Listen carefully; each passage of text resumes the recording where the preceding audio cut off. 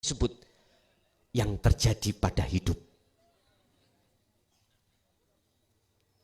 Ketika iki dialokasikan terhadap ovum, atau boleh saya katakan bopo, bapak, ayah dengan ibu berhajat, maka jadilah kita.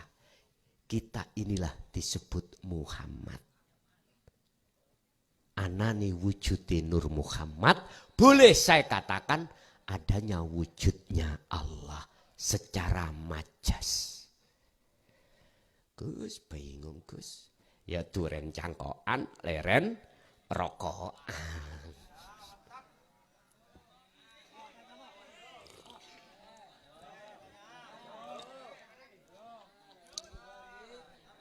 Entar dulu tak sumet lu Pak. Jenengan bisa nyumet terus saya.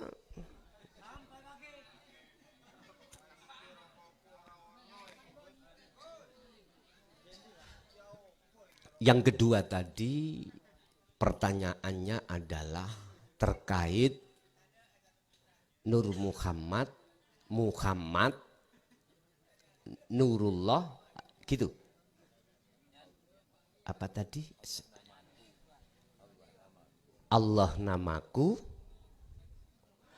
Muhammad wujudku, Adam rupaku, manusia sirku.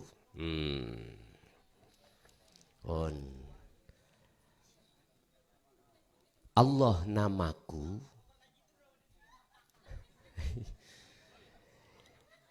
itu masuk di dalam la ilaha illallah. Itu proses kita mengenal Tuhan kita. Innallaha huwa rabbi wa rabbukum fa'budu hadza siratum mustaqim.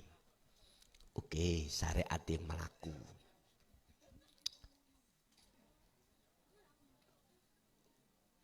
Kalau Allah iku namaku, terus lalu Muhammad wujudku, maksudnya adalah ya jenengan kali kula niki disebut Muhammad. Nek secara syariah ya Nur Muhammad itu, karena Nur Muhammad itulah semuanya akan bisa tercipta. Tidak akan kuciptakan makhluk ini semuanya jikalau tidak ada Nur. Ternyata yang dimaksud Nur Muhammad adalah manifest dari zat, ya, zatnya Allah yang ada di dalam nutfah, itu disebut sel. Sel itulah Nur Muhammad secara hakikat. Terus insan sirku, rahasiaku iku piye maksudnya? Ngeten lho Pak. Ini ada kaitannya dengan sifat wahdaniyah. Satu sisi jenengan boleh mengatakan, tapi kudu paham. Mungkin sampai buka Al-Anbiya 29. Ketika saat membicarakan aku Allah, itu harus hatimu sudah ketiadaan selain Allah. Kalau tidak, ayat 29 menghukumi kita syirik. Syirik. Gini, wujudnya Allah itu ya dunya saisine iki. Dadi wujud jenengan iku wujudnya Allah. Tapi kudu paham. Duduk wujud bleger, dohir iki Allah, paham nggih?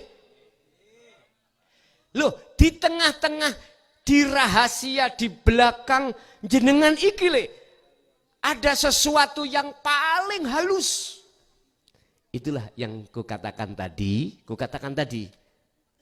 Huwal awwalu wal akhiru wal dhahiru wal batin. Sesuatu yang rahasia. Itulah laisa kamislihi syai'un. Dan ini tidak bisa terhijabi dengan apapun, Pak. Tidak bisa. Tidak bisa. Yang laisa kamislihi enggak bisa. Di dalam botol, di luar botol. Di dalam air, di luar air. Lah yang dimaksud Nur Muhammad itu adalah wiji kang dumadi saklebetik urip. Artinya wiji yang terjadi di dalam hidup itulah Nur Muhammad yang disebut Zatullah. Makanya mengapa kok disebut Insanul Kamil? Prosesnya dari rahasia Allah di dalam diri manusia. Manusia itu sirku. Ya memang kita harus bisa untuk sampai pada Allah yang baik di dalam maupun di luar diri manusia. Nek cara bahasane al-khalat itu ngene, Pak. Ana al-haq. La fi jubati ilallah. Akulah Allah. Tidak ada di dalam jubah ini kecuali Allah. Iku al-halat. Tapi yang ngomong bukan al-halat. Di dalam diri al-halat sudah ketiadaan dirinya al-halat.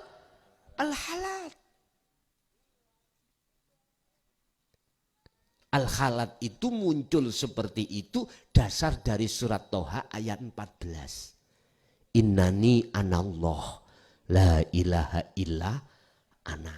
Jenengan nek dereng paham, kita yang tidak paham karena masih baru untuk mengikuti ajaran Rasulullah ini. Wis mpun dipeksa. Estu mpun dipeksa. Nanti jenengan dengan seiringnya waktu jenengan dzikir akan dipahamkan Allah sendiri. Ingat Al-Ankabut ayat 5. Wa man kana yarju liqa Allah. Barang siapa yang ingin bertemu Allah, ingin dalam hati sampai niki ada keinginan bertemu Allah. Akhirnya rindu beban untuk bertemu, tapi gak ketemu-temu. Fa inna ajalallah la'at. Sesungguhnya Allah berjanji pada waktu yang ditentukan atas pertemuannya. Ini janji Allah. Siapa mereka yang hatinya rindu ingin bertemu Allah, berjumpa Allah? Hanya mereka yang sudah kemasukan hatinya dengan ajaran Rasulullah Sallallahu Alaihi Wasallam. Yang di jalur dinul haq. Selain itu tidak ada. Kita nggak usah ngomong orang lain, ngomong diri kita. Pada saat kita itu belum meng-welcome ajaran itu. Dulu Pak, kita sholat, apa tujuan kita? Nggak ada ingin ketemu Allah. Nggak ada. Padahal simple untuk bertemu Allah hanya ada syarat 2. Lihat surat Al-Kahfi ayat 110. Allah sungguh memberikan jalan untuk kita bertemu pada Allah. Wa man kana yarju liqa'a rabbih falyamal amalan shalihan wala yusyrik bi ibadati rabbih ahada. Ini Quran, hukum yang paling tinggi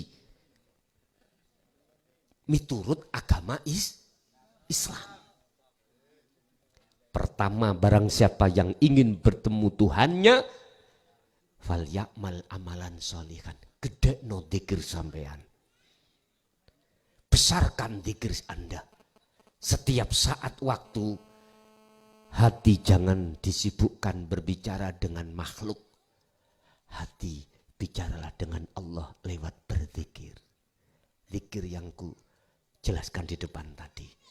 Yang kedua, wala yusyrik bi ibadati rabbi ahada.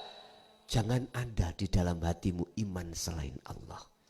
Kopi tak umbune, rasane pahit legi.